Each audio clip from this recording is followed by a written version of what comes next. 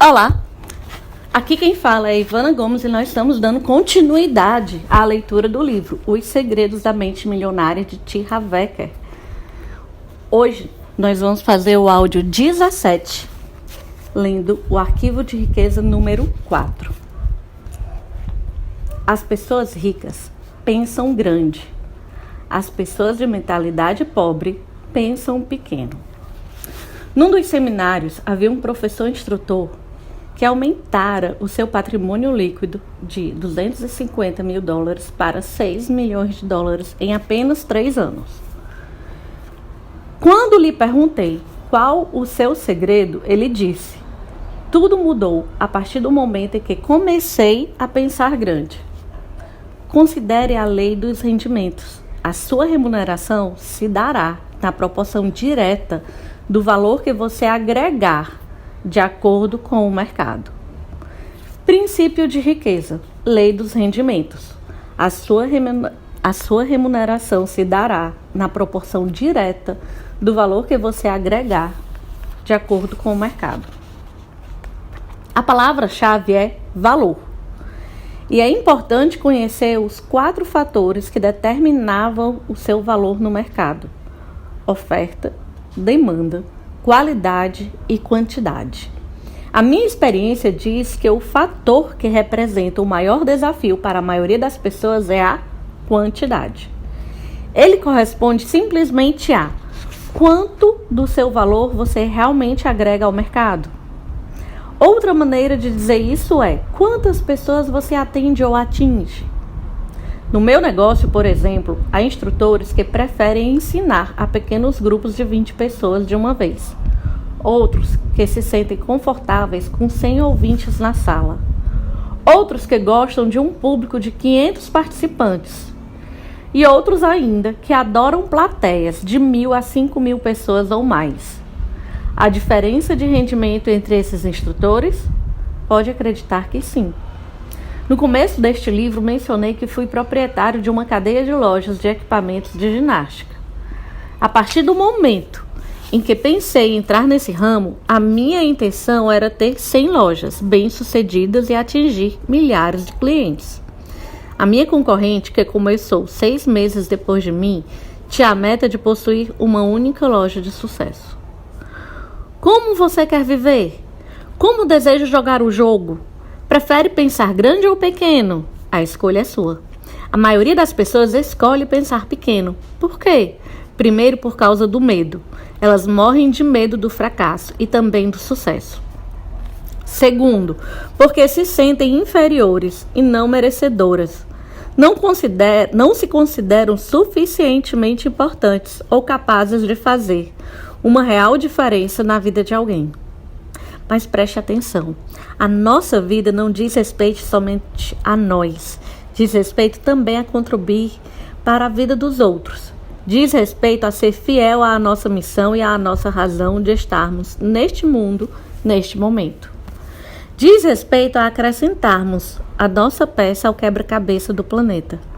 A maioria das pessoas está tão presa ao seu próprio ego que pensa: tudo gira em volta de mim e de mim. No entanto, se você quer ser rico no verdadeiro sentido da palavra, isso não pode se limitar a você. Tem que incluir o valor que você acrescenta à vida dos outros. Buckminster Fuller, um dos maiores inventores e filósofos da nossa época, disse: o propósito da nossa vida é acrescentar valor à vida das pessoas desta geração e das gerações seguintes. Cada um de nós veio ao mundo com certos talentos naturais, habilidades específicas. Esses dons nos foram dados por uma razão: usá-los e compartilhá-los. Pesquisas mostram que os indivíduos mais felizes são aqueles que exploram ao máximo esses talentos. Parte da nossa missão da vida deve ser, portanto, partilhar os talentos e o valor que temos com o maior número possível de pessoas. Isso requer estar disposto a pensar grande. Você conhece a definição de empresário? A minha é: uma pessoa que lucra solucionando problemas alheios. Exatamente. Um empresário não é nada mais do que alguém que soluciona problemas. E eu lhe pergunto: Você prefere resolver problemas de mais pessoas ou de menos pessoas? Se respondeu mais, você precisa começar a pensar grande e decidir ajudar um grande número de pessoas. Milhares, milhões até. O efeito disso é que, quanto mais gente você auxiliar, mais rico ficará nos planos mental, emocional, espiritual e, por fim, financeiro. Não se iluda. Neste mundo, todos nós temos uma missão. Há uma razão para você estar vivendo neste exato momento. No livro Fernão Capelo Gaivota, de Richard Bach, a certa altura o personagem pergunta: como vou saber se completei a minha missão? A resposta: se você ainda respira, é porque ela ainda não terminou.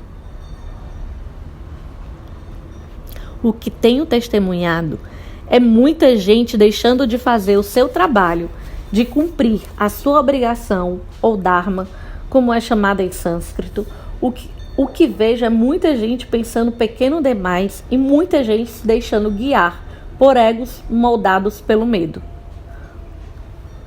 O resultado é muita gente abrindo mão de viver à altura do seu potencial, tanto em termos da própria vida, quanto da sua contribuição para os outros.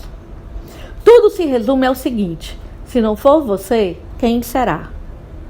Volto a dizer, cada um de nós tem um propósito exclusivo na vida. Suponha que você seja um investidor que compra imóveis para alugá-los e ganhar dinheiro com o fluxo de caixa e a valorização. Que ajuda você está prestando? Você agrega valor à sua comunidade, auxiliando famílias a encontrar casas confortáveis que, de outra forma, elas talvez não chegassem a conhecer. Mas a questão é: a quantas famílias e pessoas você pode dar a sua contribuição?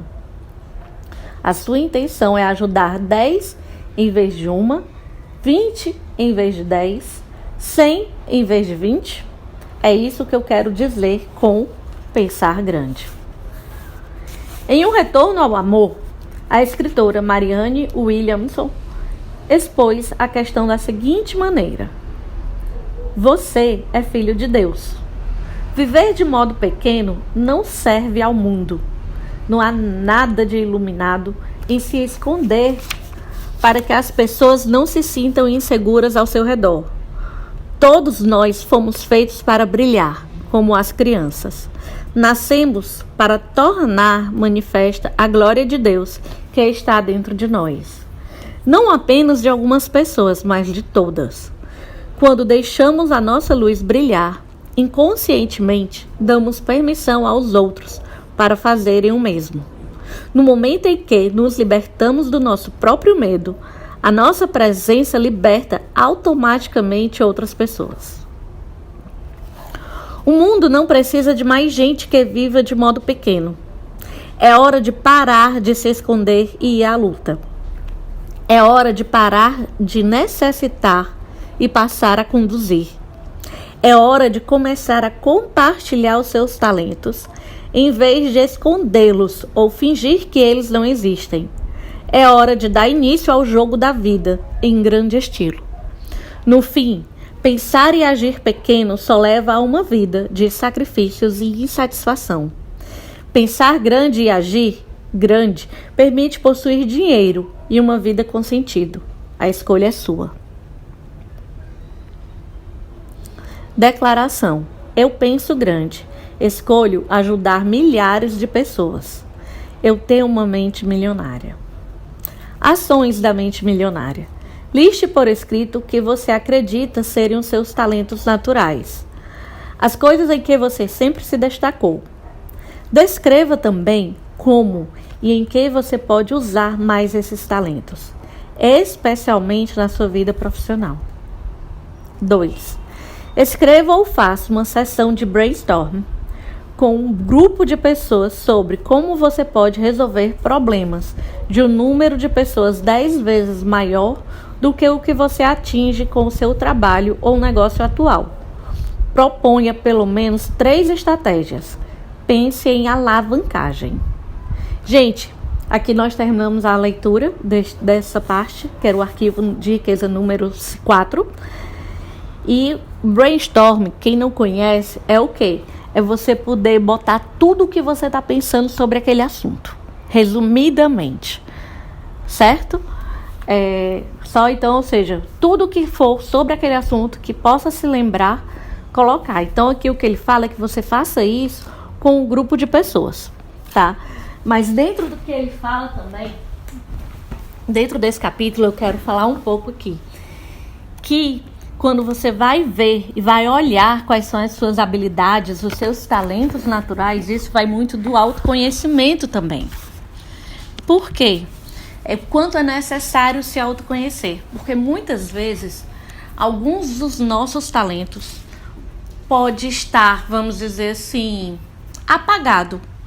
Pode não estar sendo visto, usado, por conta do que se viu, se ouviu e se viveu na vida. E aí eu vou dizer isso porque eu achava que eu não gostava de falar em público, vamos dizer assim, certo? Eu falava em público, mas sempre para mim tinha uma tortura muito grande quando eu ia falar em público. Até que em um determinado momento, eu já trabalhando muito a questão do autoconhecimento, eu vi o quanto que o bullying que eu sofri na infância por conta da minha voz e também o quanto que eu ouvia dentro de casa de não poder falar, porque quando eu nasci, a minha irmã mais próxima de mim, ela era 9 anos mais velha do que eu. Então imagine aí que nós éramos uma família muito grande, numerosa, e essa era a que era mais perto de mim. Então era como se minha opinião não fosse ouvida, ela não fosse necessária, vamos dizer, ela não ia ser levada em conta. E isso foi como eu vi e senti durante muito na minha vida. E eu lembro de vários episódios, né? Então, foi à medida disso, fazia também com que muitas vezes eu não expusesse minhas opiniões por conta daquilo. Tanto do bullying referente à minha voz, quanto das coisas da minha família. Ivana, será que não é mais um? Não é? Será que não é mais o outro? Gente, isso não é a questão. As duas coisas eu percebi que influenciava, certo? E foi eu trabalhando meu autoconhecimento e trabalhando isso, que fez com que isso não vai mais fazer parte da minha vida.